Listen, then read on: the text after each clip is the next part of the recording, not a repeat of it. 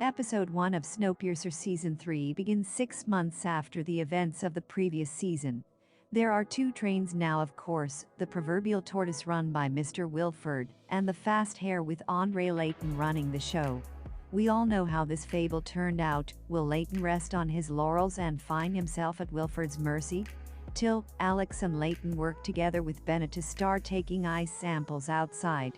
They're looking for a habitable spot, given the planet is heating up.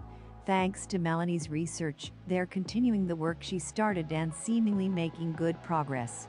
Midway through though, the thermal switches blow on the main line, sending alarms wailing up and down the carriage. Alex suggests they abandon the plan, leaving Layton in a difficult position. Eventually he decides to continue on for as long as they can. Out on the ice though, Ben starts to slip and eventually plummets through the ice into an underground bunker. With Ben in serious trouble, Layton decides to grab some gear and head outside to save him. Josie joins him, much to Layton's disdain. However, they both remain fixated on heading across the ice and bringing him back. With the classes broken down, Big Alice has come together as one, the working class.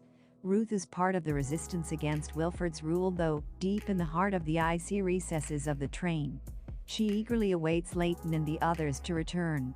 News of the resistance spreads through the train as Wilford tasks Kevin with finding out exactly who the ringleader behind all of this is. Wilford encourages him to be creative in order to get results. It doesn't take long for Kevin to stumble upon bath tokens being used as an incentive for services to the resistance. The blame falls squarely to Watermaster Arnaldo Reyes. Although, as we saw earlier in the episode, it's Pike who's distributing these out.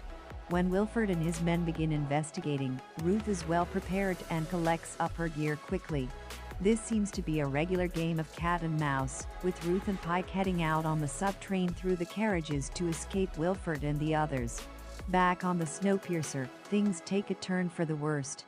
Till is knocked out and imprisoned, leaving Miss Audrey released from lockup with the help of Martin. Audrey heads to the engine room and, with a taser in hand, decides that Alex should join Wilford and the others, rather than helping Layton. Till manages to break free though and knocks out Audrey. Unfortunately, she also seems to have got through to Alex, who begins questioning whether their choice is correct or not. She does eventually succumb and stop the train, but it feels like an ominous sign of things to come. Unbeknownst to them, of course, outside in the ice, Layton manages to save Ben, but decides to go and inspect the reactor. However, he's attacked by a strange figure in a red costume and metal helmet.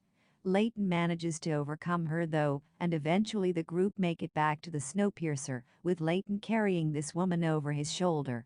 As the episode closes out, we get a look at his attacker briefly anyway as she recovers on one of the beds.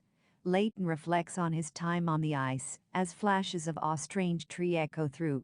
Could this be a